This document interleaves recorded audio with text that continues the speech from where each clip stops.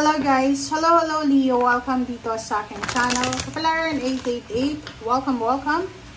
Alamin natin kung anong messages, vibration, gabay energy para sa lahat ng Leo. I hope na makuha mo yung energy dito. Okay. Leo, first card natin is Journey number 10.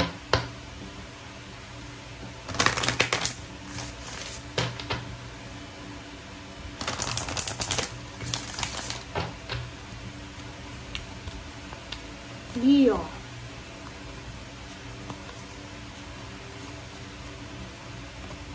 Next card is Cheer Up. Okay.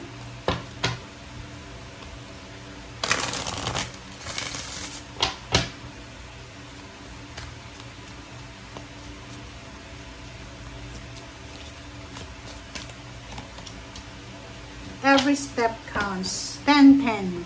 Okay, 10-10 to Leo. Okay, Leo.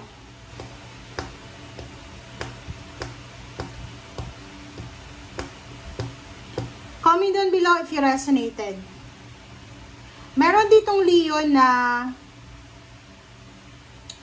handang-handa siya. Everyday handa siya eh. Diba? Yung parang, meron ditong Leo na handa siyang mag-transform yung buhay niya.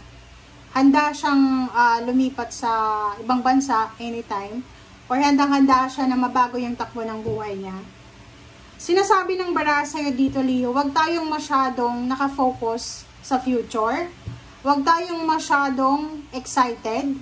Huwag tayong masyadong nakafocus sa outcome. Kasi dito sa journey na to, parang ang sinasabi ng baraha mo dyan, na ready ka na. Parang ang nakikita ko sa'yo, handang-handa ka na, or parang siguradong-sigurado ka na. Yung masyado kang, hindi naman masama maging positibo, but, nagbibilang ka ng ng outcome. 'Di ba? Yung 10 kasi na journey is parang, meron kang specific na date na parang ganun, or year, na this year, 2029, or 2028, 26, nandito na ako sa bansang ito, parang ganyan-ganito. Sinasabi ng barahan na to na second card mo na cheer up. Okay, cheer up, Leo. Live in the moment. Kailangan mong mag-enjoy sa kasalukuyan. Hindi ka dapat masyadong nakafocus sa future. Kasi eto future to eh. 'Di ba? Yung parang sobra-sobra kang excited para sa future. Ang expectation dito ng journey na to na positive eh. Sobrang positive siya. Ganun naman, di ba? Pag sobra-sobra, pag excess, kailangan nating bawasan. So, yung walang masama sa pagiging positibo, but yun na nga sinasabi, huwag tayong masyadong nakafocus sa future. Every steps count. Every step counts. So, sinasabi na, there's an advantage in taking things slowly. Okay? Breathe deeply and fully as you consider your options. Diba? So, dito, sa mga barahang, itong cheer up na to, live in the moment, tsaka itong isang baraha, resonated sila sa bawat isa, na sinasabi sa'yo, Leo, na huwag kang masyadong excited, huwag masyadong atat, huwag masyadong pressured, parang gano'n. Yung parang, kailangan ko tong gawin eh. Yung parang nagpa-panic attack ka na parang ninenervyos ka na eh, kasi kailangan ko tong gawin eh, kailangan ganito eh. So no. Etong 3 cards mo na to, meron ditong message ang baraha. Sinasabi sa atin na wala tayong control dito sa mundo. Okay, wala tayong control sa mundo, so you need to let go, let God, let it flow. Hayaan mo ang Panginoon. Divine intervention, humingi ka ng divine intervention na bahala ng Panginoon kung anong mangyari. Huwag kang masyadong mag-focus sa future kasi wala pa yung future eh. Cheer up! Nasa kasalukuyan pa lang tayo. Mamuhay ka sa kasalukuyan. Wala ka pa sa future. So, bakit ka may madidepress? Bakit ka magpapanic attack? Bakit ka matatakot para sa future mo? Bakit ka magmamadali para sa future mo? 'Di ba? I-enjoy mo yung journey. Enjoy the journey. Kahit sabihin natin na kompleto ka na, like for example, balak mong pumunta ng ibang bansa, Nakapack ka na, nakabili ka na ng luggage. Hinihintay mo na lang yung kontrata, yung visa, tapos atat na atat ka, 'di ba? So, wala kang control diyan eh, 'di ba? Ang pwede mo lang kontrolin ay sarili mo. Maghintay. And while you're waiting, enjoy the journey. Kasi may mga pagkakataon sa buhay natin na masyado tayong excited, nakakalimutan natin yung essence ng buhay. Hindi mo na-enjoy yung buhay mo because you're excited of future, 'di ba? So, this card ay parang sinasabi sa'yo, Leo, na dahan-dahan lang, slowly but surely. Yun nga yung last reading ko, 'di ba? Na parang sinasabi sa'yo na slowly, pero sure winning ka pa rin. Sure winner ka pa rin. So, bakit ka nagmamadali? 'Di ba? Okay. Huwag mong i-pressure yung sarili mo. Huwag mong i-pressure yung sarili mo at the same time, kasi mati-pressure din yung mga tao sa paligid mo. Huwag magmadali. Just let go, breathe, and yun, enjoy. Ba yan? Balik-balik yung message,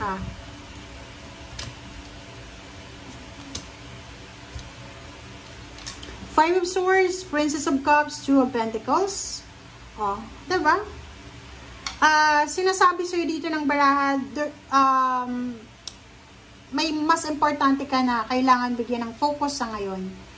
Sa ngayon, sinasabi ng baraha na kung ano man tong iniisip mo na mga plano mo para sa future, you need to let go. Five of Swords is letting go to. Let go first of your mga personal thoughts, goals sa future na hindi mo pa naman na sisimulan sa ngayon. And Princess of Cups and Two of Pentacles, sa ngayon, kailangan mo munang mag-focus sa pagtatrabaho, mag-focus ka muna sa relationship mo, sa asawa mo, kaya asawa ka, boyfriend, girlfriend, sa magulang, sa anak, or sa emotion mo, sa health mo. Okay. Leo, sinasabi ng baraha sa'yo na sa usaping relationship, if you are single, sinasabi ng baraha sa'yo dito na posibleng may darating na relationship sa'yo na pwedeng maging asawa mo. Diba? Yung parang ito, Two of Cups, may kasal eh. So, ibig sabihin, tapos na yung pagiging single mo and papasok ka na sa married life or papasok ka na sa era na committed ka na.